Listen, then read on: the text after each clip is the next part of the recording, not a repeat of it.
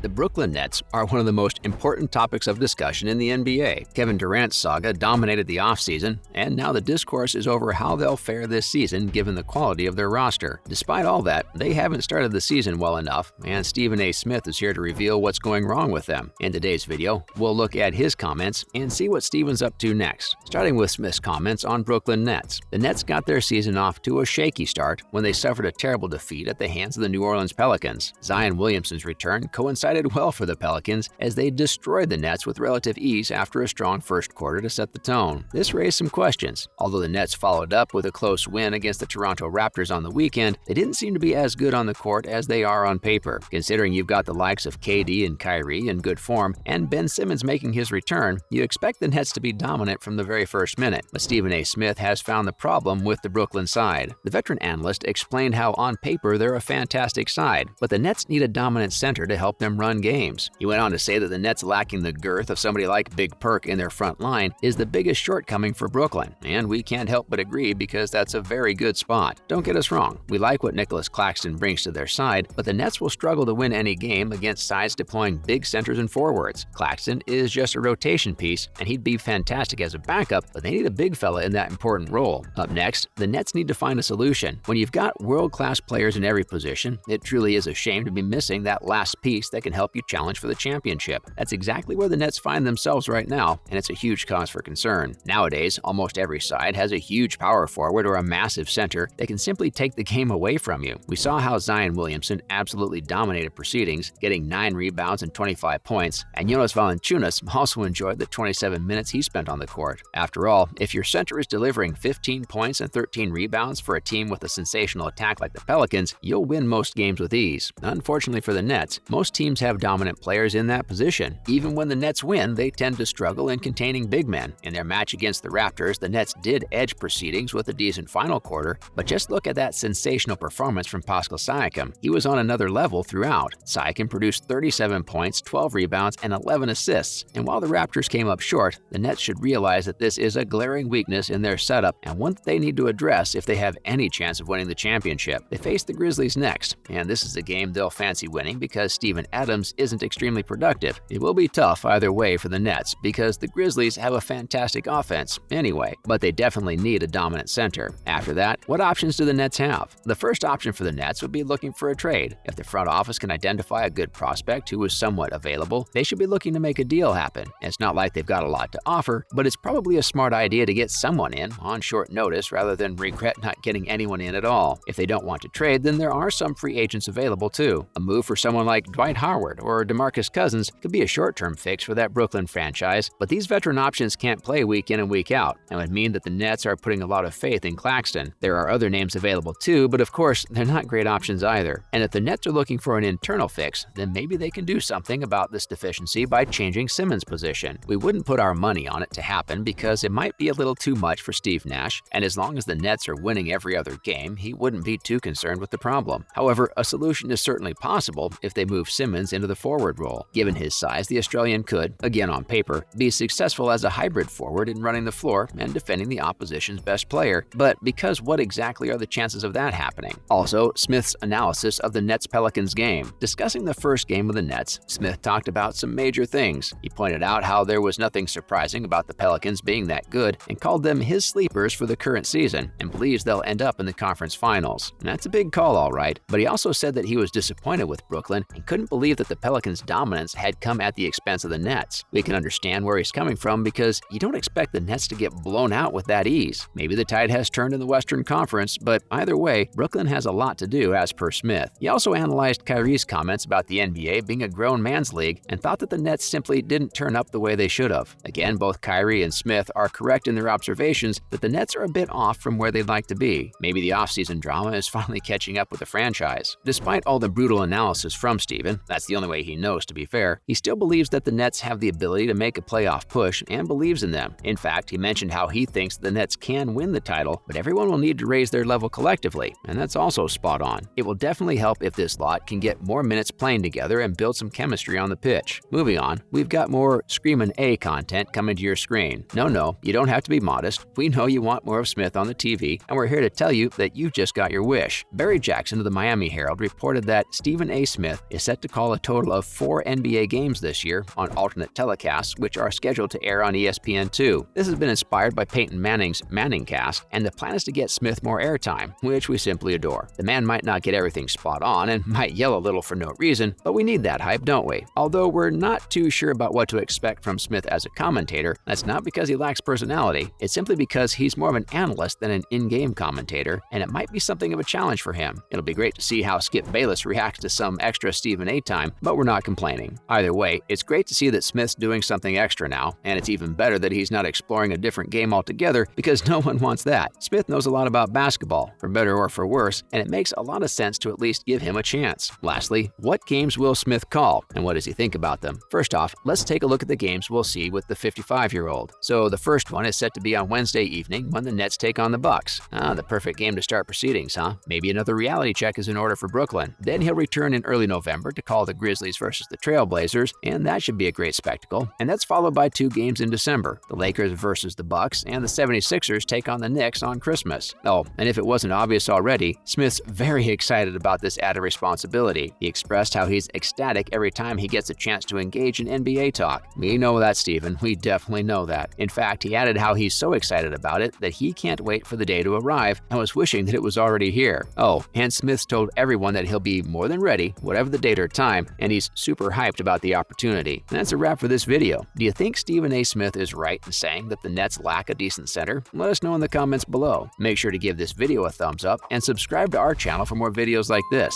See you in the next one.